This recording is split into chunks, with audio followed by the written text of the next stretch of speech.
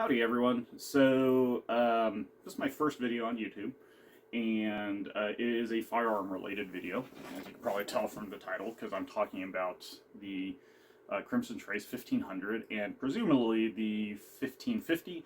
They look to be about the same red dot, so I'm assuming, that the 1500 is a SKU, a different SKU for that red dot specifically that goes towards firearms manufacturer, and the 1550 is the one that they sell commercially so they can keep them separated. And I'm assuming that has to do probably with warranty or something. But it is about this red dot. And as you can tell, I have two of them. So let me tell you some of the story, plus the title. So the CTS 1500 is a red dot that you see it on a lot of concealed carry firearms now, right? Like, it seems like almost one of the go-tos. I imagine that's because it's for a price point. It's kind of the go-to for a lot of manufacturers to stick on their firearm and be like, it comes with a red dot because red dots are the new hotness, right? And everyone wants a red dot on a handgun right now because they're easier. Generally speaking, red dots are easier to shoot than iron sights. And mine came no different. Mine came on the Kimber R7 Mako. And I got a really good deal on this firearm that essentially negated a lot of the price of the red dot. And I've been shooting iron sights my whole life. I've been shooting since I was, I don't know, like 8. No, younger than that, 6, I think. And I've only ever shot iron sights on handguns, both in my personal life, my professional life. I've only ever shot iron sights on handguns. So when it came to buying this firearm, and it had a red dot on it, and it was marked down a little bit, so it kind of compensated for it a little. Not, you still paid for it, but, and I went, why not, right? Let's see if I like red dots, right? And Crimson Trace, in my experience, has been a good company. So I was like, okay, well, let's give it a shot, right? So, but we're not talking about the Kimber today. We are talking about the CTS 1500. Now, I live in middle/northern New Hampshire, like right in that area. So we get fairly long winters, and I bought the gun and this optic with it, obviously, at the beginning of March. I've been looking for a new concealed carry firearm, and that seemed to fit the bill really well. I have 2 other Kimbers, and for me personally, I'm not talking about any of you, for me personally, my Kimbers have never given me a problem, right? And I've shot quite a few rounds out of them. So I bought the R7. A lot of reviewers really liked it. I'm like, I'll give it a shot just because I like the brand, and Kimbers, for me, have been very reliable. Getting the red dot was just an added bonus at that point. Now, when I first went out and shot it, it was a very sunny day. I don't know if you can see the windows behind me, but it was a very sunny day, much like today. It was very cold, it was very snowy, but it was a very sunny day. And I went out, shot 100 rounds. I zeroed this. It came from the factory almost zeroed, pretty close, and then I zeroed it the rest of the way for 115 grain projectile. And I was like, okay, so I did drills, I did presentation drills, I did, like reload drills, I did some stuff, because I essentially try to shoot 100 rounds out of my concealed carry gun every week, as money affords. So I did all that, and it shot great. The Kimber shot great, the red dot worked. And I started, there is a learning process, there is a learning curve, but learning new things is always good, because the more you can advance yourself, the better off you are. So I sat there and I went, okay, so shot well, especially at 15, 20, 25 yards there, I could definitely see a distinct advantage for this this red dot. So second weekend I go out, and I'll caveat this with, I know a lot of people do not have, they can't be afforded the opportunity like I have. I'm very lucky because I can go shoot in my backyard, and you know, I have my own little range back there, and I shoot in all weather conditions. In fact, lots of times I specifically try to go shoot during adverse weather, and the reason why is because in my life I've learned when bad things come your way, it's never going to be in a perfect sunny wonderful environment. It's going to be like cold or rainy or dark or, you know, some level of crap you're going to have to deal with. So I try to train that. However, I understand most people do not have the opportunity as I have, and they go and to a static range, and where it's indoors or it's you know, overhang. You know, some outdoor ranges don't even open if it's raining. So a lot of people will get this, go to their range, shoot it, and go, man, this is a nice optic, because, you know, it's hitting exactly where I'm pointing. It's, you know, this is great. Don't even have to try to aim. Just red dot on target, pull trigger, good to go. But I went out and shot this on a day where it was both snowing and raining. You know, if you've lived in a northern state, you know exactly the type of weather I'm talking about, where it's right between winter and spring, so there's some snow and there's some rain, it's all mixed in, and it's disgusting, right? Everything's wet, everything's cold. Perfect opportunity for things to fail, right? Which is why I try to go test in it, so that way, well, not test, go practice in it, because it wasn't supposed to be a test. And went out and shot, and the first thing I was going to do, and I warm up this way every time, is just single shot presentation drills. I pull, you know, I reveal, I pull a gun, I shoot target, I reholster, and it's just a good warm up for me, right? I was doing that, and the first 11 rounds went off without a hitch. Okay, so I decided at that point I was going to make some distance. I was going to go back to 25 yards, and I was going to try to do a little bit faster shooting, like presentation shooting, and reloaded my 11 round mag, went back. So I got 11 round and a 13 round mag.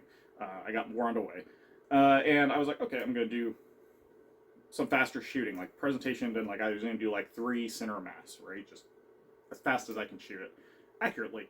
And I pulled it up, put red dot on target, bam, bam, bam, bam, and no problem.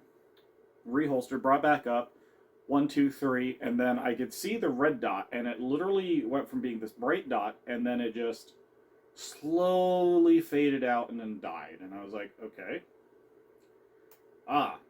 I never changed the battery. Something you should do when you buy any optic, especially if it, like mine, it came pre-mounted on gun, take it off, put a new battery on in it, mount it back again. And I was like, I'm the dummy. I didn't change the battery, and it died.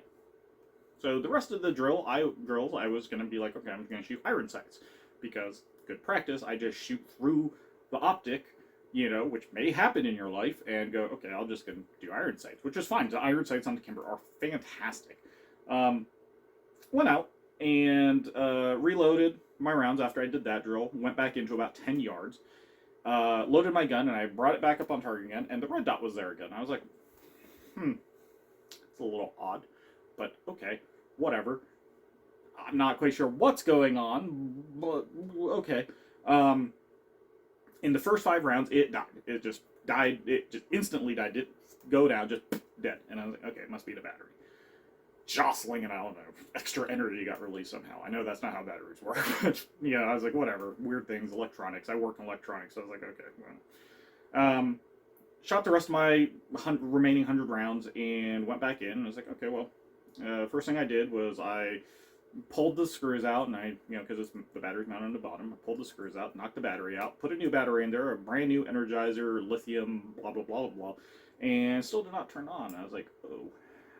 So I want to caveat that with, when I took this off, okay, there was one single drop of water back on the very back. It was like kind of, you know, back here. And I was like, okay, didn't think much about it.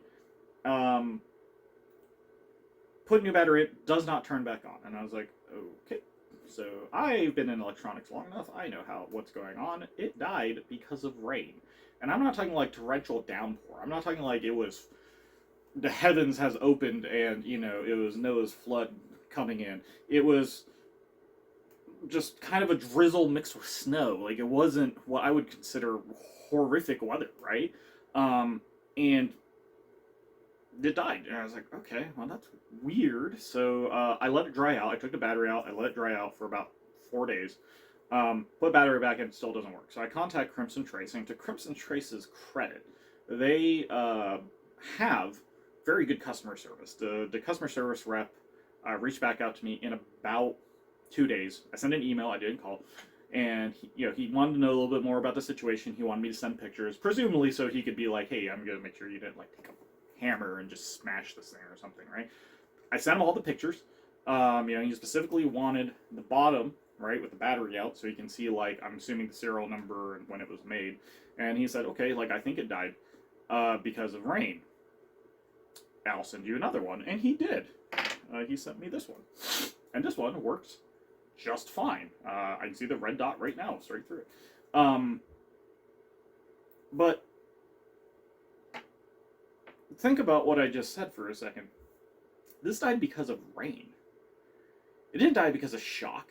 It didn't die because I dumped it in water and it's not waterproof. This is not weather resistant. And that is bad. This isn't supposed to be a concealed carry optic. I get it, duty firearms, right? Like what, especially a lot of police officers do now is having red dots in their handguns because, if you train with it properly, it's a very good tool. I get their stuff needs to be waterproof, right? God knows what they go through. But not weatherproof. That just shouldn't be a thing, because, you can be outside who has not been outside in a torrential downpour? Who hasn't been outside in a snowstorm? Well, unless you're from the South, in which case it doesn't apply to you, but who hasn't been just in some sort of weather that this cannot survive through? I couldn't imagine, if this was in your holster and you're just stuck in a rainstorm, right? Say you're hiking or something, right? And you're stuck, this is in your holster, right? And you're carrying it, and it just gets rained on. You get soaked, right? Because everyone's been there. And it doesn't turn on. And let's say you're walking and something bad happens where you have to, you have reached a point where drawing a firearm is your only, reasonable course of action. And you pull it out, and you're expecting the red dot, because you've trained with the red dot. You know the red dot. And it's not there, because it's dead, because it got rained on. That is... I don't expect things to be, getting SEAL Team 6 ready, but I expect it to be weatherproof. So, I'm going to take you down to a tabletop, essentially, and because I want to compare it to the Holosun HS407K X2. Because, I get it, there's a $100 difference between, the CTS 1550 and the Holosun. And again, I think the CTS 1550 is exactly this sight, just with a different name for different warranty purposes or something, right? But I want to talk about this optic in comparison, because it's $100 more expensive. But it's about the same form factor, and you're going to see it used in a lot of the same applications. So I'm going to take you down to the tabletop. I'm going to show you the difference, and I'm going to explain why I think that optic failed, and then during the tabletop I'll give you my final sort of thought about it. So be right back. Alright guys, so here we are on the tabletop, and in front of you I have the CTS 1500. That was the replacement to this CTS 1500 and the Holosun, right? So the replacement is just here to kind of show that, I don't know if I can even get this in camera, but it does, yeah, there we go. It does work, right? So this is, what is the perfect way to describe this? This sight is definitely made for a value. So actually, let me start with the 407. So the 407, unlike the Crimson Trace, is aluminum. which is already better in my opinion. I have no problems with polymers and plastics. I understand how they work. I understand how strong they can potentially be, but there's only so strong this can be with the type of plastic. I mean, so it's not that it's weak, it's just that it's not the greatest. So aluminum, just better, right? So really, I want to focus on the electronics if possible. So I'm not sure if, okay, so there's the red dot. So you can see this one's working too, right? So let me grab something I can point with. Let me grab a pen here. So here you have the huge rear sight that's supposed to be kind of like a rear sight radius in case you put this on like a, I think it's the 365XL. They don't have like a, you can't keep this rear sight when you put a red dot on, which is something I hope they fix.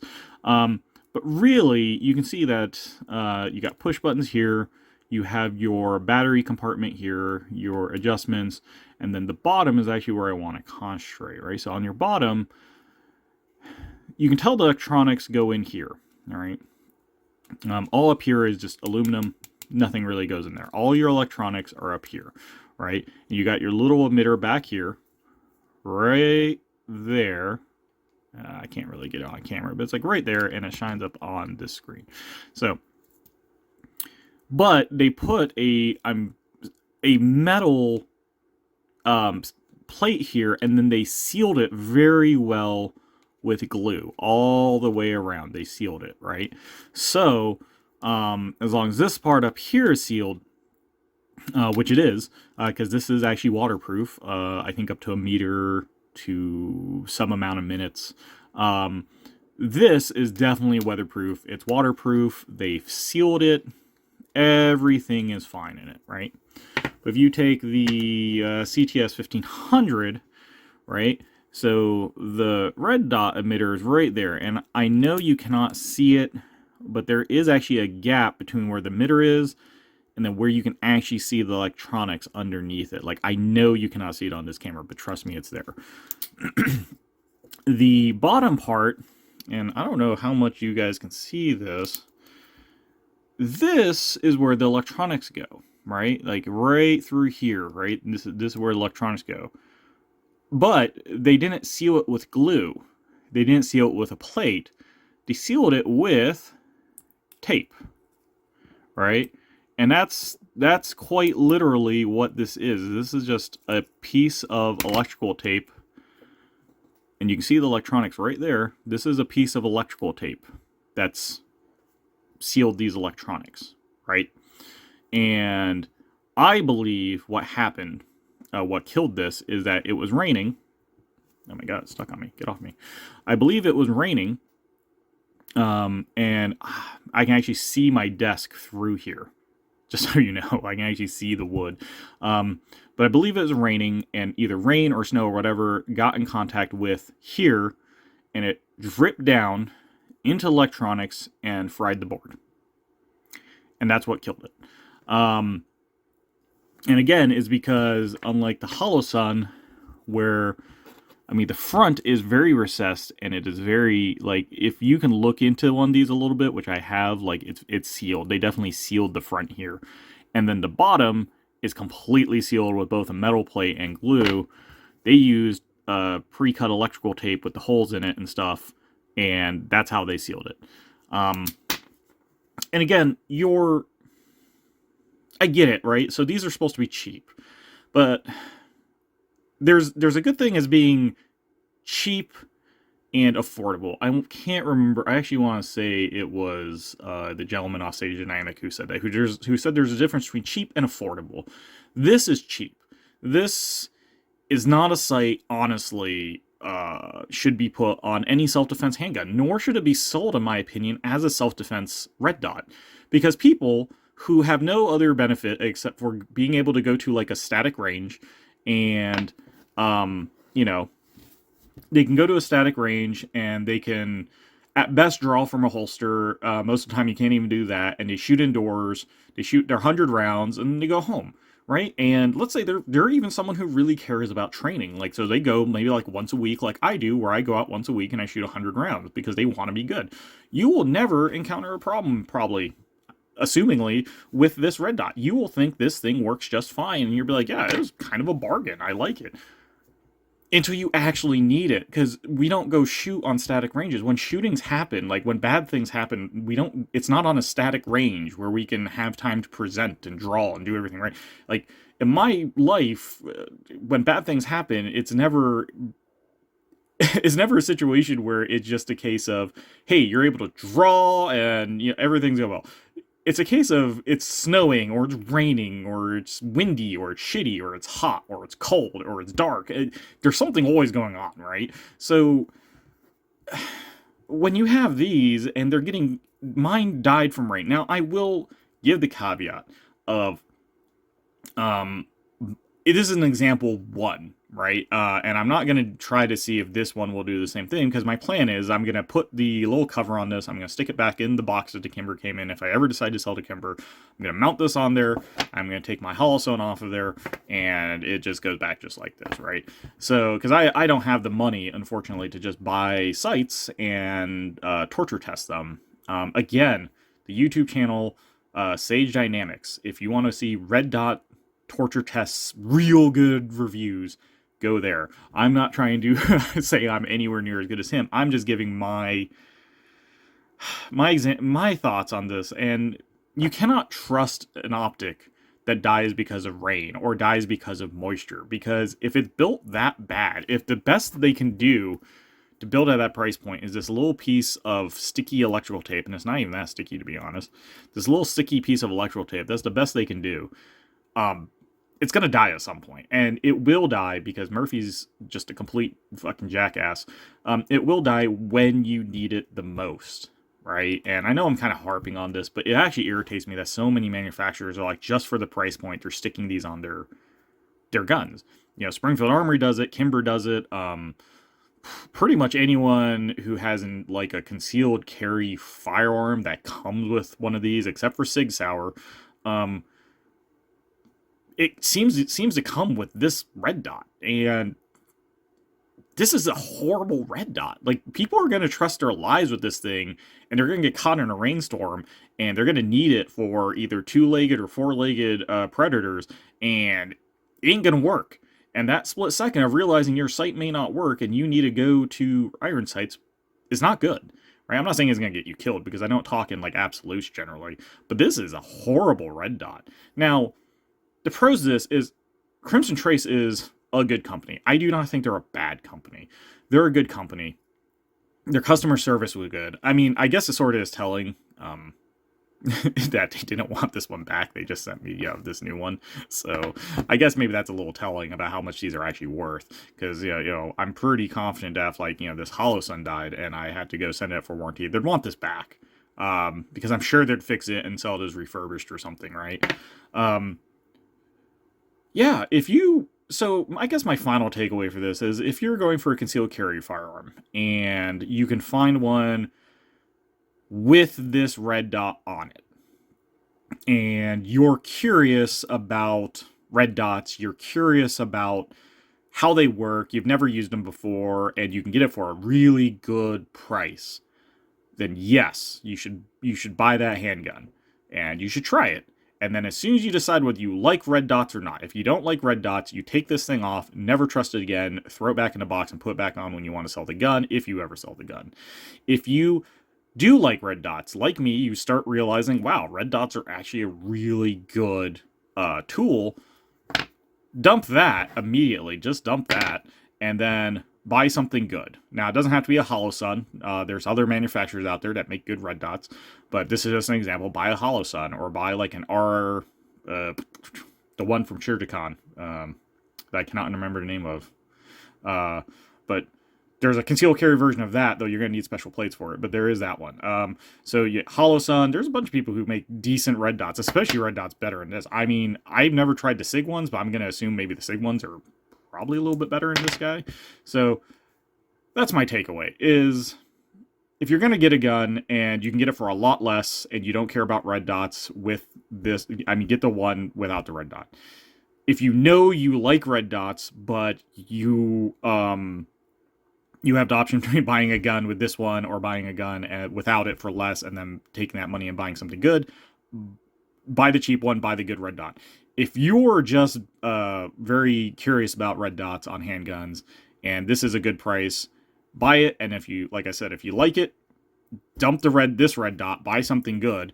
And if you don't like it, dump the red dot, throw it back in the box, and never use it again. So that's going to wrap up my thought on the CTS 1500, 1550.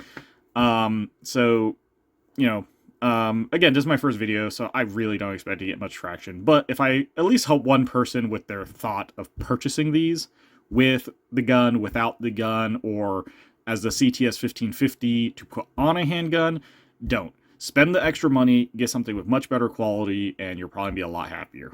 Alright guys, so I'll probably try to put up a video a little bit later on my thoughts on the R7 Mako. And I don't know, we'll see where this goes. If I really enjoy it, I actually did enjoy making this video, I'll keep making videos and, you know, hopefully help somebody out. So, there's my 2 cents. Thanks guys, I'll see you later.